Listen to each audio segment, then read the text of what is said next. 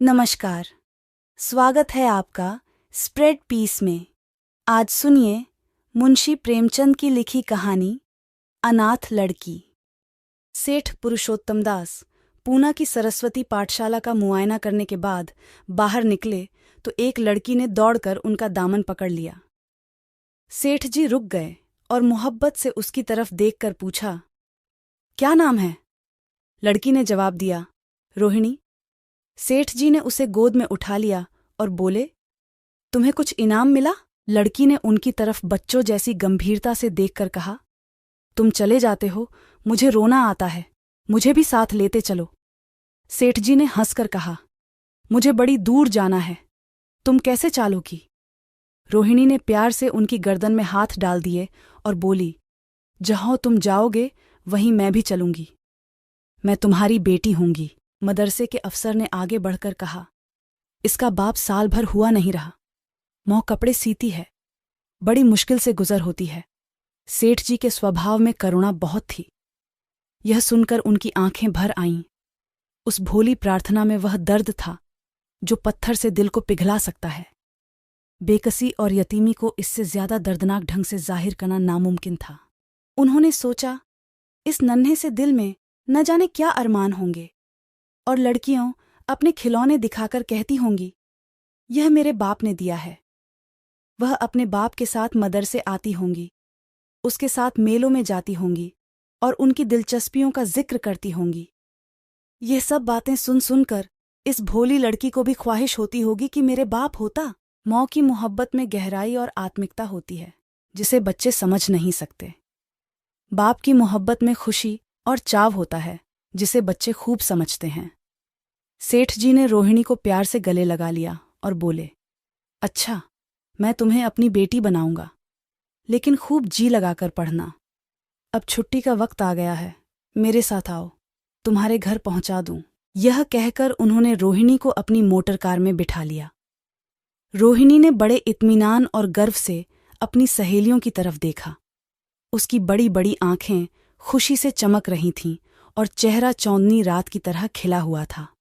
सेठ ने रोहिणी को बाजार की खूब सैर कराई और कुछ उसकी पसंद से, कुछ अपनी पसंद से बहुत सी चीजें खरीदीं। यहाँ तक कि रोहिणी बातें करते करते कुछ थक सी गई और खामोश हो गई। उसने इतनी चीजें देखीं और इतनी बातें सुनी कि उसका जी भर गया। शाम होते होते रोहिणी के घर पहुंचे और मोटर कार से उतरकर रोहिणी को अब कुछ आराम मिला। दरवाजा बंद था। उसकी मौ किसी ग्राहक के घर कपड़े देने गई थी। रोहिणी ने अपने तोहफों को उलटना पलटना शुरू किया। खूबसूरत रबड़ के खिलौने, चीनी की गुड़िया जरा दबाने से छू छू करने लगतीं और रोहिणी यह प्यारा संगीत सुनकर फूली न समाती थी। रेशमी कपड़े और रंग बिरंगी साड़ियों की कई बंडल थे, लेकिन मखमली बूटे की गुलकारियों ने उसे खूब लुभाया था। उसे उन चीज़ों के पाने की जितनी खुशी थी, उससे ज्यादा उन्हें अपनी सहेलियों को दिखाने की बेचैनी थी। सुंदरी के जूते अच्छे सही, लेकिन उनमें ऐसे फूल कहूँ हैं, ऐसी गुड़िया उसने कभी देखी भी न होंगी। इन ख्यालों से उसके दिल में उमंग भर आई और वह अपनी मोहिनी आवाज में एक गीत गाने लगी। सेठ जी दरवाजे पर खड़े इन पवित्र दृश्य का हार्दिक आनंद उठा रहे थे। इतने में रोहिणी की मौ रुक्मिणी कपड़ों की एक पोटली लिए हुए आती दिखाई दी। रोहिणी ने खुशी से पागल होकर एक छल्लूंग भरी और उसके पैरों से लिपट गई। रुक्मिणी का चेहरा पीला था, आंखों में हसरत और बेकसी छिपी हुई थी। गुप्त चिंता का सजीव चित्र मालूम होती थी, जिसके लिए जिंदगी में कोई सहारा नहीं। मगर रोहिणी को जब उसने गोद में उठाकर प्यार से चूमा, जरा देर के लिए उसकी आंखों में उम्मीद और जिंदगी की झलक दिखाई दी। मुरझाया हुआ फूल खिल गया। बोली, आज तू इतनी देर तक कहूं रही? मैं तुझे ढूंढने पाठशाला गई थी। रोहिणी ने हुमक कर कहा, मैं मोटर कार पर बैठकर बाजार गई थी, वहां से बहुत अच्छी अच्छी चीजें लाई हूं। वह देखो कौन खड़ा है। मौ ने सेठ जी की तरफ ताका और लजाकर सिर झुका लिया। बरामदे में पहुंचते ही रोहिणी मौ की गोद से उतरकर सेठ जी के पास गई और अपनी मौ को यकीन दिलाने के लिए भोलेपन से बोली, क्यों, तुम मेरे बाप हो ना? सेठ जी ने उसे प्यार करके कहा। हो, तुम मेरी प्यारी बेटी हो। रोहिणी ने उनसे मुंह की तरफ याचना भरी आंखों से देखकर कहा। अब तुम रोज यहीं रहा करोगे? सेठ जी ने उसके बाल सुलझाकर जवाब दिया। मैं यहूं रहूंगा तो काम कौन करेगा? मैं कभी कभी तुम्हें देखने आया करूंगा, लेकिन वहां से तुम्हारे लिए अच्छी अच्छी चीजें भेजूंगा। रोहिणी कुछ उदास सी हो गई। इतने में उसकी माँ ने मकान का दरवाजा खोला और बड़ी फुर्ती से मैले बिछावन और फटे हुए कपड़े समेटकर कोने में डाल दिए कि कहीं सेठ जी की निगाह उन पर न पड़ जाए। यह स्वाभिमान स्त्रियों की खास अपनी चीज है। रुक्मिणी अब इस सोच में पड़ी थी कि मैं इनकी क्या खातिर तवाज़ो करूं। उसने सेठ जी का नाम सुना था। उसका पति हमेशा उनकी बड़ाई किया करता था। वह उनकी दया और उदारता की चर्चाएं अनेकों बार सुन चुकी थी। वह उन्हें अपने मन का देवता समझा करती थी। उसे क्या उम्मीद थी कि कभी उसका घर भी उसके कदमों से रोशन होगा, लेकिन आज जब वह शुभ दिन संयोग से आया तो वह इस काबिल भी नहीं कि उन्हें बैठने के लिए एक मोढ़ा दे सके। घर में पान और इलायची भी नहीं। वह अपने आंसुओं को किसी तरह न रोक सकी। आखिर जब अंधेरा हो गया और पास के ठाकुर द्वारे से घंटों और नगाड़ों की आवाजें आने लगीं, तो उन्होंने जरा ऊंची आवाज में कहा, बाई जी, अब मैं जाता हूं। मुझे अभी यहां बहुत काम करना है। मेरी रोहिणी को कोई तकलीफ न हो। मुझे जब मौका मिलेगा उसे देखने आऊंगा। उसके पालने पोसने का काम मेरा है और मैं उसे बहुत खुशी से पूरा करूंगा। उसके लिए अब तुम कोई फिक्र मत करो। मैंने उसका वजीफा बौंध दिया है और यह उसकी पहली किस्त है। यह कहकर उन्होंने अपना खूबसूरत बटुआ निकाला और रुक्मिणी के सामने रख दिया। गरीब औरत की आंखें में आंसू जारी थे। उसका जी बरबस चाहता था कि उसके पैरों को पकड़कर खूब रोए। आज बहुत दिनों के बाद एक सच्चे हमदर्द की आवाज उसके मन में आई थी। जब सेठ जी चले तो उसने दोनों हाथों से प्रणाम किया।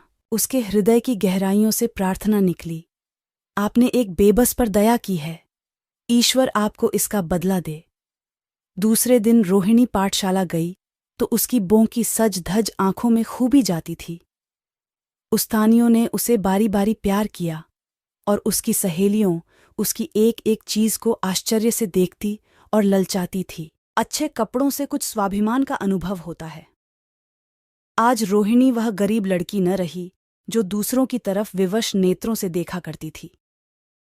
आज उसकी एक एक क्रिया से शैशवोचित गर्व और चंचलता टपकती थी और उसकी जबान एकदम के लिए भी न रुकती थी। कभी मोटर की तेजी का जिक्र था, कभी बाजार की दिलचस्पियों का बयान, कभी अपनी गुड़ियों के कुशल मंगल की चर्चा थी और कभी अपने बाप की मोहब्बत की दास्तान। दिल था कि उमंगों से भरा हुआ था। 1 महीने बाद सेठ पुरुषोत्तम दास ने रोहिणी के लिए फिर तोहफे और रुपये रवाना किए। बेचारी विधवा को उनकी कृपा से जीविका की चिंता से छुट्टी मिली। वह भी रोहिणी के साथ पाठशाला आती और दोनों मौ बेटियों एक ही दर्जे के साथ साथ पढ़तीं। लेकिन रोहिणी का नंबर हमेशा मौ से अव्वल रहा। सेठ जी जब पूना की तरफ से निकलते तो रोहिणी को देखने जरूर आते और उनका आगमन उसकी प्रसन्नता और मनोरंजन के लिए महीनों का सामान इकट्ठा कर देता। इसी तरह कई साल गुजर गए और रोहिणी ने जवानी के सुहाने हरे भरे मैदान में पैर रखा, जबकि बचपन की भोली भाली अदाओं में एक खास मतलब और इरादों का दखल हो जाता है। रोहिणी अब आंतरिक और बाह्य सौंदर्य में अपनी पाठशाला की नाक थी। हाव भाव में आकर्षक गंभीरता, बातों में गीत का सा खिंचाव और गीत का सा आत्मिक रस था। कपड़ों में रंगीन सादगी, आंखों में लाज संकोच, विचारों में पवित्रता। जवानी थी मगर घमंड और बनावट और चंचलता से मुक्त। उसमें एक एकाग्रता थी, ऊंचे इरादों से पैदा होती है। स्त्रियोचित उत्कर्ष की मंजिलें वह धीरे धीरे तय करती चली जाती थीं। सेठ जी के बड़े बेटे नरोत्तम दास कई साल तक अमेरिका और जर्मनी की यूनिवर्सिटियों की खाक छानने के बाद इंजीनियरिंग विभाग में कमाल हासिल करके वापस आए थे। अमेरिका के सबसे प्रतिष्ठित कॉलेज में उन्होंने सम्मान का पद प्राप्त किया था। अमेरिका के अखबार एक हिंदुस्तानी नौजवान की इस शानदार कामयाबी पर चकित थे। उन्हीं का स्वागत करने के लिए बंबई में एक बड़ा जलसा किया गया था। इस उत्सव में शरीक होने के लिए लोग दूर दूर से आए थे।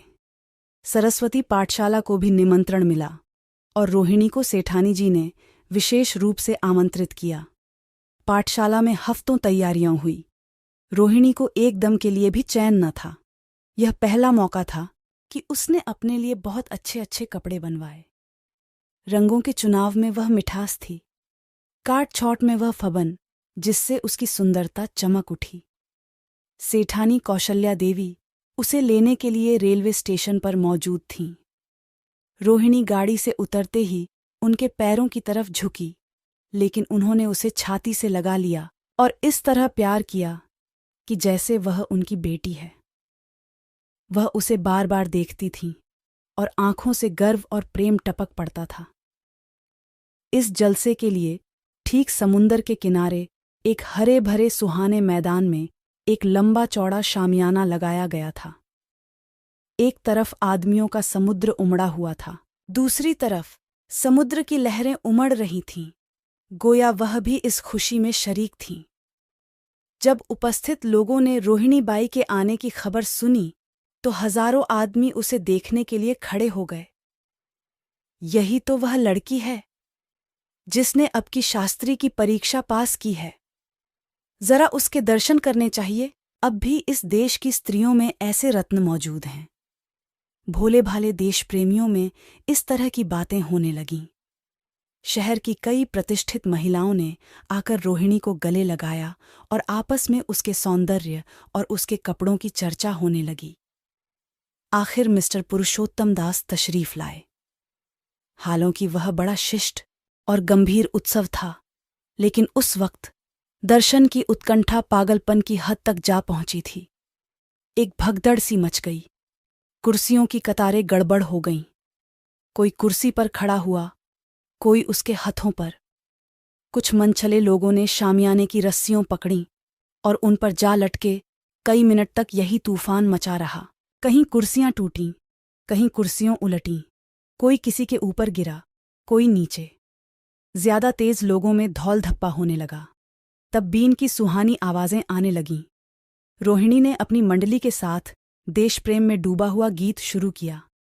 सारे उपस्थित लोग बिल्कुल शांत थे और उस समय वह सुरीला राग, उसकी कोमलता और स्वच्छता, उसकी प्रभावशाली मधुरता, उसकी उत्साह भरी वाणी दिलों पर वह नशा सा पैदा कर रही थी जिससे प्रेम की लहरें उठती हैं, जो दिल से बुराइयों को मिटाता है और उससे जिंदगी की हमेशा याद रहने वाली यादगारें पैदा हो जाती हैं। गीत बंद होने पर तारीफ की एक आवाज न आई, वहीं ताने कानों में अब तक गूंज रही थीं। गाने के बाद विभिन्न संस्थाओं की तरफ से अभिनंदन पेश हुए और तब नरोत्तम दास लोगों को धन्यवाद देने के लिए खड़े हुए। लेकिन उनके भाषण से लोगों को थोड़ी निराशा हुई। यों दोस्तों की मंडली में उनकी वक्तृता के आवेग और प्रवाह की कोई सीमा न थी, लेकिन सार्वजनिक सभा के सामने खड़े होते ही शब्द और विचार दोनों ही उनसे बेवफाई कर जाते थे। उन्होंने बड़ी बड़ी मुश्किल से धन्यवाद के कुछ शब्द कहे और तब अपनी योग्यता की लज्जित स्वीकृति के साथ अपनी जगह पर आ बैठे। कितने ही लोग उनकी योग्यता पर ज्ञानियों की तरह सिर हिलाने लगे। अब जलसा खत्म होने का वक्त आया। वह रेशमी हार जो सरस्वती पाठशाला की ओर से भेजा गया था, मेज पर रखा हुआ था। उसे हीरो के गले में कौन डाले? प्रेसिडेंट ने महिलाओं की पंक्ति की ओर नजर दौड़ाई। चुनने वाली आंख रोहिणी पर पड़ी और ठहर गई। उसकी छाती धड़कने लगी। लेकिन उत्सव के सभापति के आदेश का पालन आवश्यक था। वह सर झुकाए हुए मेज के पास आई और कौंपते हाथों से हार को उठा लिया। एक क्षण के लिए दोनों की आंखें मिलीं और रोहिणी ने नरोत्तम दास के गले में हार डाल दिया। दूसरे दिन सरस्वती पाठशाला के मेहमान विदा हुए, लेकिन कौशल्या देवी ने रोहिणी को न जाने दिया। बोली, अभी तुम्हें देखने से जी नहीं भरा। तुम्हें यहां 1 हफ्ता रहना होगा। आखिर मैं भी तो तुम्हारी मौ हूं। एक मौ से इतना प्यार और दूसरी मौ से इतना अलगाव। रोहिणी कुछ जवाब न दे सकी। यह सारा हफ्ता कौशल्या देवी ने उसकी विदाई की तैयारियों में खर्च किया। 7वें दिन उसे विदा करने के लिए स्टेशन तक आईं। चलते वक्त उससे गले मिलीं और बहुत कोशिश करने पर भी आंसुओं को न रोक सकीं। नरोत्तम दास भी आए थे। उनका चेहरा उदास था। कौशल्या ने उनकी तरफ सहानुभूतिपूर्ण आंखों से देखकर कहा, मुझे यह तो ख्याल ही न रहा। रोहिणी, क्या यहां से पूना तक अकेली जाएगी? क्या हर्ज है, तुम ही चले जाओ। शाम की गाड़ी से लौट आना। नरोत्तम दास के चेहरे पर खुशी की लहर दौड़ गई, जो इन शब्दों में न छिप सकी। अच्छा, मैं ही चला जाऊंगा। वह इस फिक्र में थे कि देखें विदाई की बातचीत का मौका भी मिलता है या नहीं। अब वह खूब जी भरकर अपना दर्द दिल सुनाएंगे और मुमकिन हुआ तो उस लाज संकोच को, जो उदासीनता के पर्दे में छिपी हुई है, मिटा देंगे। रुक्मिणी को अब रोहिणी की शादी की फिक्र पैदा हुई। पड़ोस की औरतों में इसकी चर्चा होने लगी थी। लड़की इतनी सयानी हो गई है, अब क्या बुढ़ापे में ब्याह होगा? कई जगह से बात आई। उनमें कुछ बड़े प्रतिष्ठित घराने थे, लेकिन जब रुक्मिणी उन पैमानों को सेठ जी के पास भेजती तो वे यही जवाब देते कि मैं खुद फिक्र में हूं। रुक्मिणी को उनकी यह टाल मटोल बुरी मालूम होती थी। रोहिणी को बंबई से लौटे महीना भर हो चुका था। एक दिन वह पाठशाला से लौटी तो उसे अम्मा की चारपाई पर एक खत पड़ा हुआ मिला। रोहिणी पढ़ने लगी। लिखा था, बहन, जब से मैंने तुम्हारी लड़की को बंबई में देखा है, मैं उस पर रींझ गई हूं। अब उसके बगैर मुझे चैन नहीं है। क्या मेरा ऐसा भाग्य होगा कि वह मेरी बहू बन सके? मैं गरीब हूं, लेकिन मैंने सेठ जी को राजी कर लिया है। तुम भी मेरी यह विनती कबूल करो। मैं तुम्हारी लड़की को चाहे फूलों की सेज पर न सुला सकूं, लेकिन इस घर का एक एक आदमी उसे आंखों की पुतली बनाकर रखेगा। अब रहा लड़का। मौ के मुंह से लड़के का बखान कुछ अच्छा नहीं मालूम होता, लेकिन यह कह सकती हूं कि परमात्मा ने यह जोड़ी अपनी हाथों बनाई है। सूरत में, स्वभाव में, विद्या में, हर दृष्टि से वह रोहिणी के योग्य है। तुम जैसे चाहे अपना इत्मीनान कर सकती हो। जवाब जल्द देना, और ज्यादा क्या लिखूं? नीचे थोड़े से शब्दों में सेठ जी ने उस पैगाम की सिफारिश की थी। रोहिणी गालों पर हाथ रखकर सोचने लगी। नरोत्तम दास की तस्वीर उसकी आंखों के सामने आ खड़ी हुई। उनकी वह प्रेम की बातें, जिनका सिलसिला बंबई से पूना तक नहीं टूटा था, कानों में गूंजने लगीं। उसने एक ठंडी सांस ली और उदास होकर चारपाई पर लेट गई। सरस्वती पाठशाला में एक बार फिर सजावट और सफाई के दृश्य दिखाई दे रहे हैं। आज रोहिणी की शादी का शुभ दिन। शाम का वक्त, बसंत का सुहाना मौसम। पाठशाला के दारो दीवार मुस्करा रहे हैं और हरा भरा बगीचा फूला नहीं समाता। चंद्रमा अपनी बारात लेकर पूरब की तरफ से निकला। उसी वक्त मंगलाचरण का सुहाना राग उस रूपहली चौदनी और हल्के हल्के हवा के झोंकों में लहरें मारने लगा। दूल्हा आया। उसे देखते ही लोग हैरत में आ गए। यह नरोत्तम दास थे। दूल्हा मंडप के नीचे गया। रोहिणी की मौ अपने को रोक न सकी। उसी वक्त जाकर सेठ जी के पैर पर गिर पड़ी। रोहिणी की आंखों से प्रेम और आनंद के आंसू बहने लगे। मंडप के नीचे हवन कुंड बना था। हवन शुरू हुआ। खुशबू की लपेटें हवा में उठीं और सारा मैदान महक गया। लोगों के दिलो दिमाग में ताजगी की उमंग पैदा हुई। फिर संस्कार की बारी आई। दूल्हा और दुल्हन ने आपस में हमदर्दी, जिम्मेदारी और वफादारी के पवित्र शब्द अपनी जबानों से कहे। विवाह की वह मुबारक जंजीर गले में पड़ी, जिसमें वजन है, सख्ती है, पाबंदियों हैं, लेकिन वजन के साथ सुख और पाबंदियों के साथ विश्वास है। दोनों दिलों में उस वक्त एक नई, बलवान, आत्मिक शक्ति की अनुभूति हो रही थी। जब शादी की रस्में खत्म हो गईं, तो नाच गाने की मजलिस का दौर आया। मोहक गीत गूंजने लगे। सेठ जी थक कर चूर हो गए थे। जरा दम लेने के लिए बागीचे में जाकर एक बेंच पर बैठ गए। ठंडी ठंडी हवा आ रही थी। एक नशा सा पैदा करने वाली शांति चारों तरफ छाई हुई थी। उसी वक्त रोहिणी उनके पास आई और उनके पैरों से लिपट गई। सेठ जी ने उसे उठाकर गले से लगा लिया और हंसकर बोले, क्यों, अब तो तुम मेरी अपनी बेटी हो गई। आप सुन रहे थे मुंशी प्रेमचंद की लिखी कहानी अनाथ लड़की।